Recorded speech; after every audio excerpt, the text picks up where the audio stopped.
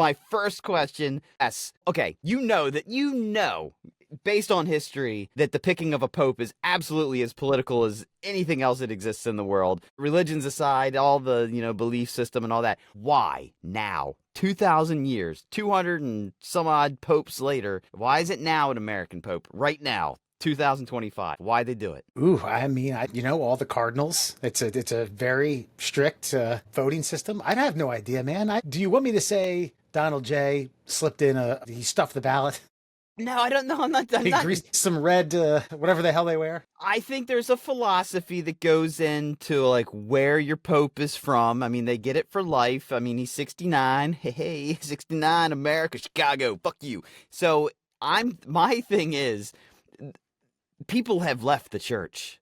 The world's in disarray. We got the Jews and the Muslims fighting in their backyard right now. We got India and Pakistan, they're throwing down. We got Ukraine and Russia, they're throwing down. America's sitting here like, we got the weapons, we got the money, we got the tariffs, we got the Pope. I'm just thinking they picked an American Pope because we are still the cultural influence that gets around the world based on movies, television shows, everything like that. I think they need to bolster the church again. They need to get Christians back in the pews. And the best way to do that is with some good old-fashioned Hollywood-esque American propaganda, baby. That's probably not a terrible actual theory. Other than other than the fact that he's like, well, one, I think El Presidente pissed off the Catholics not that long ago, if I remember correctly. And then forgive me. And then part two is he's not exactly a conservative pope or choice for pope. You know what I mean? I don't know that he's going to line real well with America. I know nothing. You know what I mean about him. All I know is I need a red, white, and blue bonnet on that bastard's head. That's fair. I was trying to. I wanted to make. I didn't get the chance to sit down and make a meme, but I was gonna be like, I was gonna try to get like a ChatGPT kind of AI'd like version of him, and then play him over some like Chicago fucking trap music. Or, like, I thought you were actually gonna play Chicago. Nope, real shiesty shit. Home Chicago. I was thinking maybe do something where you implant his face over Carl Weathers in Rocky IV when he comes out to fight Dolph Lundgren. You know, good. Living in America. Yeah, come on. That didn't end well, if I remember correctly. Yeah, he died. James Brown is dead. Carl Weathers is dead.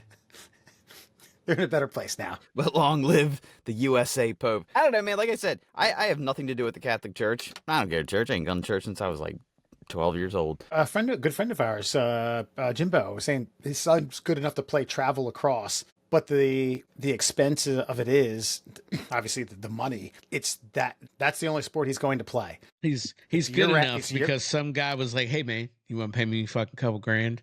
Get your kid a couple men." And I'm sure he's probably great. Like, that's not a slight to anyone. I'm just saying that's how that shit works. Like, I pitch grifts to Kelly all the time. I'm like, come on, man, let's do this. Let's start a fucking softball team or something. She's like, nope, you're going to fucking rob people. And I was like, yeah, probably. Yeah, because that's what the fucking game is. Like, yeah, it is what it is. His take on it was, one, it's year round. So, and he plays like two and a half other sports.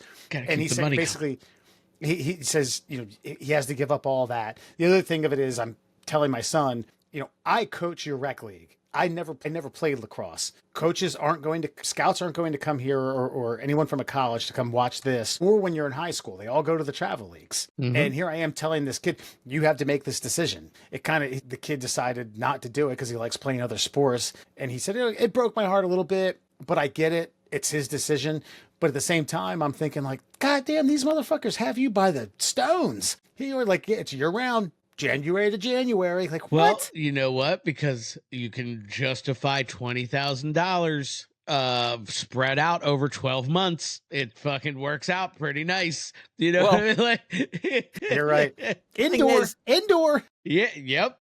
Anybody that's in like whatever world you're in, I don't care if you're in football, lacrosse, hockey, soccer, baseball, like anybody that's in that world is going to be like, boy, this is the most important sport that you're ever going to play because you're really good at this one. And if you want to be a professional at it, this is the only thing that you can do. And I don't think that's true, but it is the only, if you want to get to the professional level of a sport, yeah, that is the only thing you, like after you're maybe like 15, like you have to eat, breathe, sleep that shit. But yeah. I would just say, No offense to the lacrosse players across the country. Not a lot of like retirement plans based on a professional lacrosse career. No, but the way he's looking at it is a full ride to a college. Yeah, not to have to pay out of his pocket. But you know, Alan's and I point, think that the paradigm shift of that is you had to abandon the sports in college, not at 12. You know what I mean? You didn't have to abandon all the sports that you enjoyed playing. Well, I like playing 3-4 sports a year. Now it's like, okay, well, if you really want to, dig your feet in and learn the sport and get to a D1 school, you can't waste your time with basketball. You can't play soccer.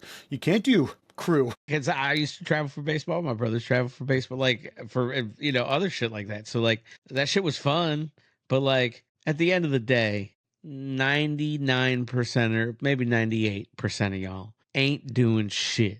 You probably ain't even playing high school baseball. You probably ain't fucking playing college baseball. Maybe some junior college if you're good. And fucking if you're a good junior college player, you usually will jump to D1 anyway, or D3 or D, something fucking bigger than that. So like not a lot of kids are going to do that. Period. Like it is what it is. Revive Little League, man. Get your kids into some Little Leagues. Tell your parents of fucking other kids, your kids' friends, tell them to fucking do some Little League. Kind of sucks, but it's kind of okay. And it's kind of cool and it helps your community. It's fucking way better than paying thousands of dollars to go let your kid, who's definitely not going to go anywhere with it, like even in high school, like he's probably going to get cut freshman year and you're going to be like, oh, sorry. But he sucks. Stop saving the money. Take him on vacation. Yeah. You know what I mean? Tell some of those parents to as well. The way they can get a taste of their own fucking medicine. Yeah, and then we're all screaming at umpires about fucking strike calls, balls and strikes, and out at first. Yeah, you chumps. 100%. You should like parent. Like I think all parents should have to umpire. They should have to take the little umpiring class and get your little rule book and fucking learn some shit. And, ask questions of a person who's been around the game longer than your stupid ass has been playing fantasy baseball. Like, fucking, I think that's a great idea, Wes. I approve. It wasn't the end of the world if Andrew Murr didn't break, some pole vault record or something in track. I went home weeping in the car. Did you pole vault? Yeah. That's awesome. Yeah. I mean, I wouldn't say I pole vaulted. I ran really fast and jammed a fucking like urethane fucking post into the ground. That's pole vaulting. Whatever I was doing was just like, I wouldn't call it pole vaulting. Did you get up? What was your best? Like the highest I ever got was 10 feet. Okay. But I kind of like my absolute like I'll get over it. I'll get us 3 points was like 8 feet, something like that. The poles at Perryville High School weren't necessarily meant to bend a whole lot. It's kind of more like a lumberjack type thing, maybe like a Scottish Games. I rode a caber over top of a fucking because this is what's hilarious is the poles were expensive. We didn't have a lot of money, and Coach Doc, he bought the girls because they finally let girls pole vault. And so they didn't really, again, this is the 90s, they didn't really have girls-specific pole vaults, but they had weight-specific pole vaults. So he got like a 130-pound, like, flexi post. And I was like, oh, Doc, can I use these? Like, fuck, no, you can't use that. That's for the girls. You don't touch it. You break it. You're buying it. That one piece of material you got in your hands is about $500. I was like, But, dude, it would bend. It flexed. The ones that we had were like, I don't know, maybe, in her former life, Bruce Jenner might have used this thing because it was just it didn't flex. It was just a stiff, rigid fucking post. It would have taken someone from the shot put discus team to make that thing flex. Okay. That thing was 300-pound test. And I watched Murr do it a few times and it was like, all it was speed and balls. Yeah. That's it. That's all. That's basically the entire fucking sport. Well, yeah, but no flex, no bend, no like no physics. Well, I think you have to be faster and stronger. I think that wasn't a slight there. I think that's how they're made. Well, and this is the thing, dude. I'm tracking this bro on TikTok who decided. I mean, total bro, dude. Probably like maybe 23 years old. Must have scrapped together like every dollar he made as a bar back and bought himself a sailboat and decided he's going to sail off to Hawaii. Yeah, I saw this. Dude, he is. You can tell by like facial tics and things that he's losing his shit. He's had a few scares already. The one thing, Alan, if you know the guy I'm talking about, watch his tongue. He licks the side of his mouth like every 5 seconds now. Like he's like, where'd he start? He started in like Washington State. Yeah. Oh, I have like seen crossing this. the Pacific. Yeah, and he's got his dog with him or a cat. Yeah. I tell you, I saw one of those like day 5. Like, yeah, it's getting pretty rough out here.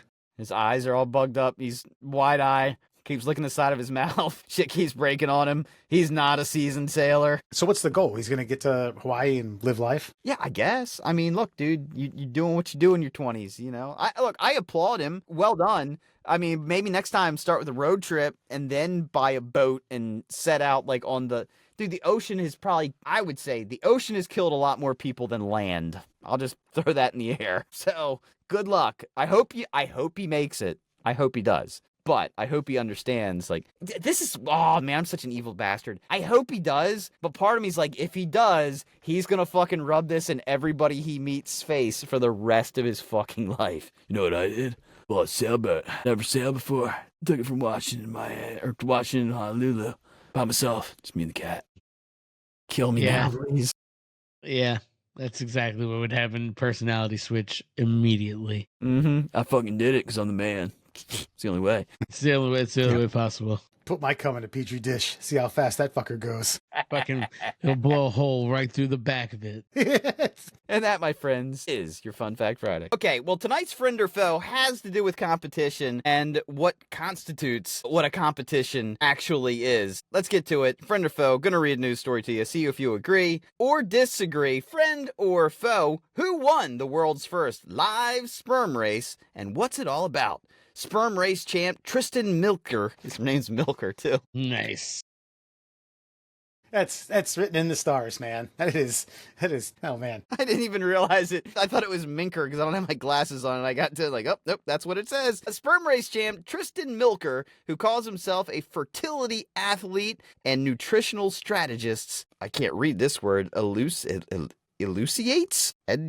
Anyway, he talks about it on Instagram. Tristan Milker, a 20-year-old student, won the world's first live sperm race held in Los Angeles on April the 25th.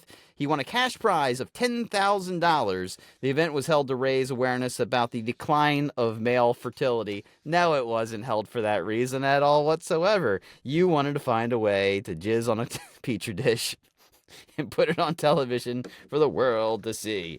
2 university students, Tristan and Asher from USC and UCLA respectively, took part in the competition. Each of them provided their sperm samples for the race. A unique track that was 8 inches long and intended to resemble the female reproductive system was set up. Sperm had to swim across a narrow track to cross the finish line. To show viewers how sperm moves, they were magnified 100 times under a microscope and later animated in 3D. So basically they use like some female hormones at the end of this little track. They provide their sample. I mean, that would be part of the show if I'm a paying customer. Yeah, that should be a part of the race. You know, if you can come faster and get it in the dish, you know? Yeah, it's from start to finish. So, Tristan Milker is now proclaiming himself the world's first fertility athlete. Friend or foe, is anything a competition just because there is a winner declared? Yes. Friend is yes. I mean, people gamble on coin tosses, for God's sake. But then would you call a coin toss a competition, I guess would be the question. Or foe, no, just because you can gamble on it and just because there can be a winner declared does not mean it is, in fact, a competition. I'll have to read more into this, but did you know Pez Candy debuted the same year construction started on Mount Rushmore? 7. It's weird because I don't know which one I thought was 1927. It feels like either Mount Rushmore's older or Pez should have been around longer. Pez is just what, pressed sugar with, that's all it is. It's like it's been around forever though. 7. Yeah, I mean, maybe they're talking about the dispenser, you know, the actual, you know. Well, no, because I'm pretty sure like the old school ones were metal. There was like a spring-loaded metal. They were the same fucking thing. They're just, you know, profits. So fucking they stopped being metal and started being plastic. But yeah, that makes sense. Because what was Mount Rushmore? 1920. They're both 1927. Both 1927. Yeah, so I mean, less than 100 years. I don't know. But that was just the beginning construction of Rushmore. But it just Yeah. It just seems like Pez should be older than 1927. Again, just a pressed candy. By the way, I don't know. I can't remember. I'll have to look this up. There's a documentary. Wes, this guy reminds me of your fucking dad if he fucking went insane and became a collector. This guy ends up like going to like Czechoslovakia to pick up a fucking bag of like bootleg Pez fucking dispensers, like made by real Pez company, but not like because of like tariffs and things like that, not available in like the US. And he was basically a drug smuggler, but with Pez dispensers. It's the most amazing fucking like non-criminal criminal documentary that you'll ever see. That's right, folks. In Brazil, I don't necessarily know if there's any footage out there to be had, but Ana Beatrix Pereira Alves, known as Anna Polly, on her OnlyFans page, was found dead on the ground floor of a courtyard at a 4-star Mont Blanc apart hotel in Nova Icaria, whatever, January, after, quote, an intense love-making scene. I don't know if there's any love being made, reportedly sent the Brazil bombshell head over heels off the balcony. Check this. At the time of the tragic incident, the 27-year-old is believed to have been in the middle of video recording sescapades involving two men who gave conflicting testimonies to the investigators, the outlet reported. I'm really curious as to what the conflicting, like, I was in the back and he was in the front. I was doing the thrusting. No, not me. No. I wasn't the thrust that sent her. Thrust her around the world. Yeah. If you guys want to give you a glimpse of young Anna Polly. I was trying to find a good picture of her. Yeah. Okay. All right. Well, she's all right. Something creepy about Reba popping up around the side there. She's got a new show coming out. Man, look, man. I mean, I guess it had to be. Hold on, it had to have been filmed, though, right? I mean, I would assume. Yeah. By the way, Murad, I'd give you another. Just Reba's going to be there creepily, but yeah, there you go. Yeah, no, it's all right. I appreciate it. Yeah, that works. I assume there would have to be footage, raw somewhere, if you did. Raw's the word. Yeah. I mean, this is one of those like faces of death things. I'm sure if you rabbit hole your way through the dark web, you can find it's like, ooh, oh, no! Hey, look, bottom line is consensual sex. You decided to do it on a balcony. Buyer beware. I don't know. It sucks. I mean, it's a tragedy. Anytime someone that beautiful and young dies, it's a tragedy. I mean, ugly and old, fine, A-okay. But look, don't do weird shit. You don't win weird prizes. Sorry. It's reasonable.